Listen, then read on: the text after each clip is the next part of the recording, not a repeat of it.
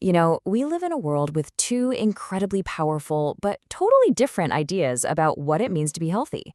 One approach sees the body as this complex machine that needs fixing, while the other sees it more like a garden that needs cultivating. Today, we're going to dive into these two worlds, modern Western medicine and the ancient system of Ayurveda.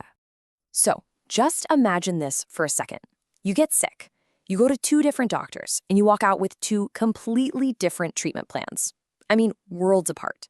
One wants to launch this super targeted attack on the problem, and the other wants to rebalance your entire system. How is that even possible? Well, that's the big question we're getting into right now. To really get our heads around this, we're going to use a pretty simple analogy that's going to guide us through this whole explainer.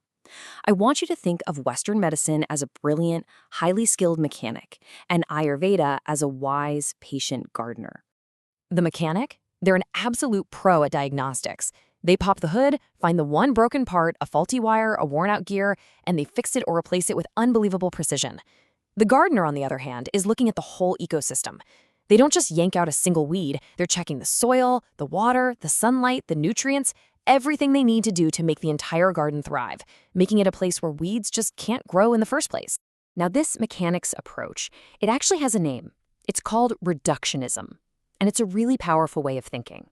It breaks the body down into its tiniest little parts, just like that mechanic looking for one bad gear, to find the exact molecular cause of a problem, like a specific germ or genetic mutation. Its strength is in that incredible precision, especially when you're managing a crisis. And then you have the gardener's approach, which is called holism. See, in Ayurveda, health isn't just about not being sick. It's about this dynamic, flowing balance between your body's unique energies, they call them doshas, your tissues, and your whole digestive system. So an illness isn't just some random invader. It's a sign that the whole garden is out of harmony. Okay, so that's the theory, right? The big idea. But how does the mechanic's toolkit actually stack up against the gardener's in a real-world fight? Let's take a look at an acute illness, something like a serious bacterial infection. We're going to use tuberculosis, or TB, as our test case. And let me tell you, this is where the difference between the mechanic and the gardener becomes crystal clear. The Western mechanic launches a direct all-out assault. This strategy is literally called DOTS. Directly Observed Treatment, Short Course. It's a 6-month, 4-drug antibiotic blitz. Its mission is singular. Find that specific mycobacterium and completely destroy it. It is, for all intents and purposes, a search and destroy mission. The Ayurvedic gardener, though, sees the exact same illness as a syndrome of depletion. The thinking is that the bacteria could only take hold because the garden's soil, the body itself, was already weak. So the goal isn't just to kill the bug, it's to rebuild the body. The focus is on nourishing tissues, restoring that deep immunity, and strengthening the lungs with powerful herbs like ashwagandha and papali. And this brings us to a really key Ayurvedic concept, ojas. The best way to think of it is as the vital essence of your immunity, your resilience. The gardener's goal isn't just to kill the pest, it's to enrich the soil, to make the body's own terrain so strong and healthy that it becomes totally inhospitable to disease. It's all about building strength from the inside out. All right, so that's how they handle an outside invader. But what happens with those long-term chronic conditions where the problem is really the body's own systems going a little haywire? Let's take type 2 diabetes.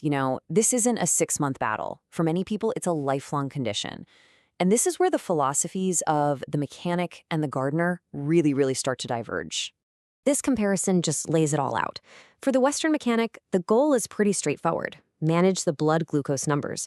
The focus is on controlling the symptom. But for the Ayurvedic gardener, the goal is to actually restore the underlying metabolic function itself. They're using tools like very specific dietary therapy and purification practices to try and reset the whole system.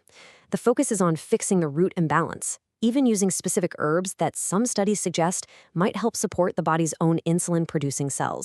So we've got two very different, very powerful toolkits here, which, of course, raises the big question, which one is it? The mechanic or the gardener? The targeted strike or the systemic overhaul? Which one is right? And the answer is, that's the wrong question. It's not about either or. The real key is understanding that it's about using the right tool for the right job. These systems aren't fighting each other, they're just different. They work in different dimensions. I mean, it all comes down to context, right? If you're in a car accident, you want the mechanic, no question about it. For an aggressive infection, yeah, the mechanic's antibiotics are absolutely crucial. But the gardener can come in and help strengthen the body and maybe reduce some of those nasty side effects. And for chronic diseases or even in cancer care, you can really see the potential for a partnership. One system manages the crisis, while the other works to rebuild the foundation and improve quality of life. And get this, remember our TB example? This is where it gets absolutely fascinating.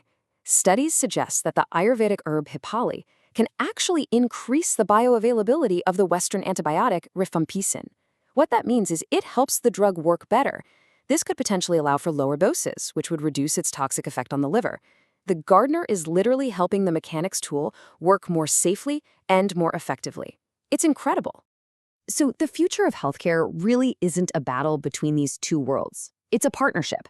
It's building an integrative system that combines the amazing diagnostic precision of the mechanic with the holistic restorative wisdom of the gardener. And that leaves us with a final thought to really chew on. What would it mean for our own health, for our own well-being, to have both a world-class mechanic and a wise gardener on the same team, working together for us? What could that future of medicine really look like?